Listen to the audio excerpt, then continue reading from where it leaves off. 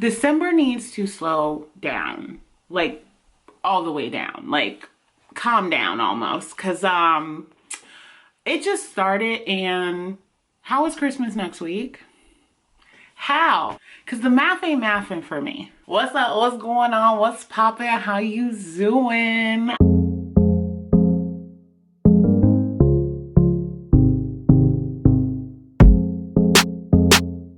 What's up, guys? It's your girl Books with Bonnie, and I'm back with another effing video. What's poppin', hun? Is it just me, or is December going way too fast? Way too fast. I haven't even wrapped gifts yet. At this point, the Grinch can see me outside. Like, I'm not doing this year. So today's video is actually going to be all about planning. So last year, I ended up doing a video about all the stuff that I wanted to do. And I noticed kind of a trend is that everyone is releasing their new goals, their new roles, all that good stuff they're doing for next year. But no one really actually talks about their process. So today is actually going to be all about my process when it comes to me setting my goals for next year. You'll get another video actually going over the set goals, but I wanted to talk a little bit more about how I actually go about it. So the way that I do goals, and that's in my personal life, in my career, as well as Booktube, is that I categorize every single thing. I understand that for some people, you just like to write a long laundry list of things and add it to your calendars, and you just go with the gusto. Look here. That ain't how it work over here. It would not be progressive, productive at all. So I actually do something a little bit different. So when I'm talking about planning specifically for my Booktube channel, I have to do it monthly. Now, there are some things that I highlight for the overall year. Like, for example, I will continue to do current reads, but there are also some things that I like to do specific to the month. For example, February, Black History Month, I tend to lean a little bit more into my Black authors, right? So I like to look at things from a category perspective. So here's what my process looks like. What I normally do is take a peek at my current videos. Now, I go over the videos I released in a year, and I really dive into what I really liked, what I was just kind of like, so, okay. And if I want to continue those things. So for example, with me, I am going to continue current reads on this channel. I am going to continue to kind of give you guys highlights. But then I noticed last year, I did not do a lot of wrap-up videos. I did not do that. And let's just be honest, my reading changes because I am a mood reader, people. Mood reading is where it's at over here. So you'll hear me say my current reads, which is like my current plan for the month, but then you'll also get, at the end of the month, I actually didn't read that book and I'm actually reading something completely different. So that's just some of the things that I've identified looking at my year. The next step is really just formulating a plan for each month. And what that means is how many videos am I going to release? And then how do I kind of navigate when I'm feeling good and when I'm not? Now, one thing that I've learned this year is that I am going to focus on making content when I am feeling the content. Now, what that means is I can schedule and plan all freaking day, and I can crank out content for y'all all the time. But let's be honest, if I am not enjoying it, why would I expect y'all to like it? Just saying. A lot of people are like, Booktube is kind of getting boring. But then you have Book Talk, which is really creating a whole new space for books and readers. And for me, I personally don't have TikTok. I have an account, but I do not have it downloaded on my phone anymore. It just takes too much time. However, it was really interesting to see how new generation, new people are coming to love books and how they're expressing said books. So I'm actually inspired by some of the content that I saw prior to deleting the app. And it just made me think about like how my approach to books, how my approach to this channel can get a little stale. Let's be honest, it could get a little stale. And when I feel that way, I don't create content. If I'm like, I need to mix it up, I need to try something new. So my plan is to also kind of mix things up, make things a little bit more, you know, a little bit more fun and exciting. In addition to that, what I'm going to be doing is breaking things down from a perspective of weekly and monthly. So let's start from the top. We've gone over a lot, so let's review. So starting off with the year as a whole, what do I want to accomplish? And then monthly, what do I want to accomplish? Within those months, how many videos will I release? And how would I go about recording schedule different on this channel? So these are all the questions that I ask myself within my process of planning.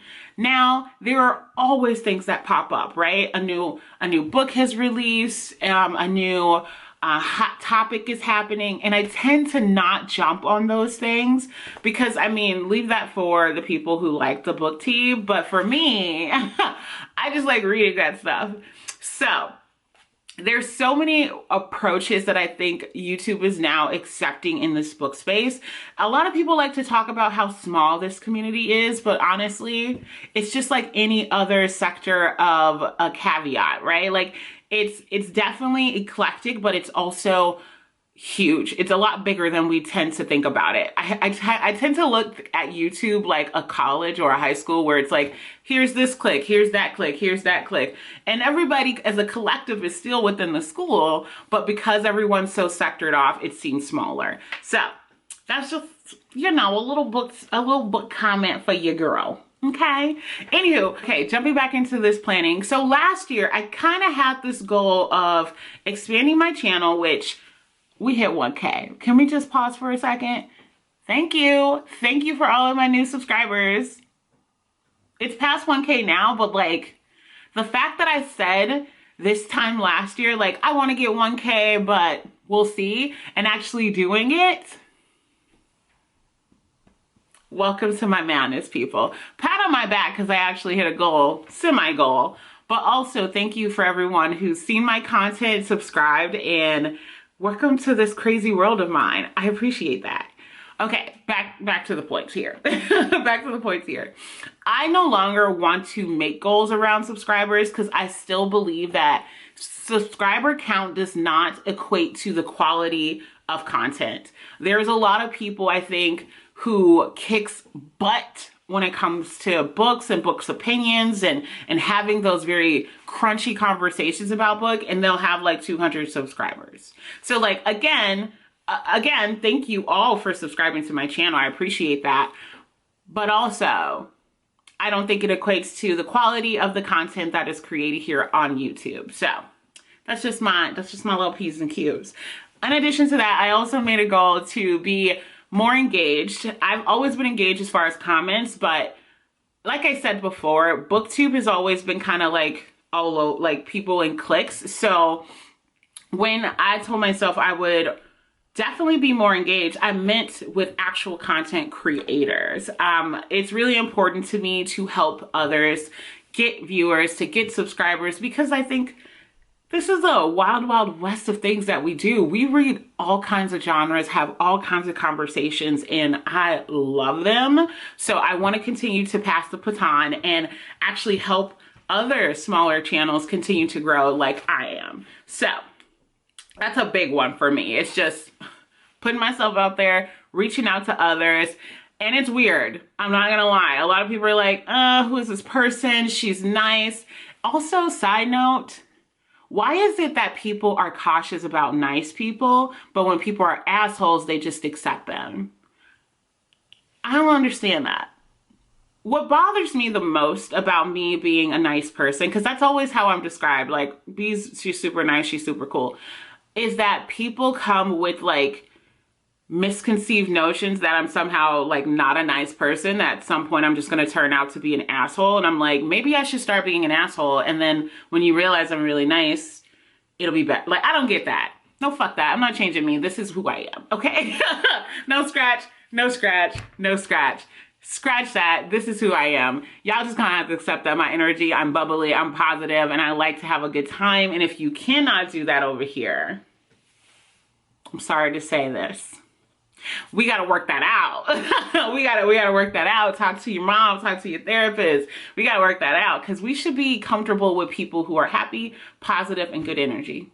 You know, this is a ramble of a mess, but we gonna keep going. So those are some of the questions that I asked. Those are some of the things that I was working through. And just like getting comfortable with reaching out to others, speaking with other creators, and also being open to other opinions. A lot of the things that I've changed on my channel, I do have to give credit to people who supported me and those who gave me good ideas and was like, you should do this.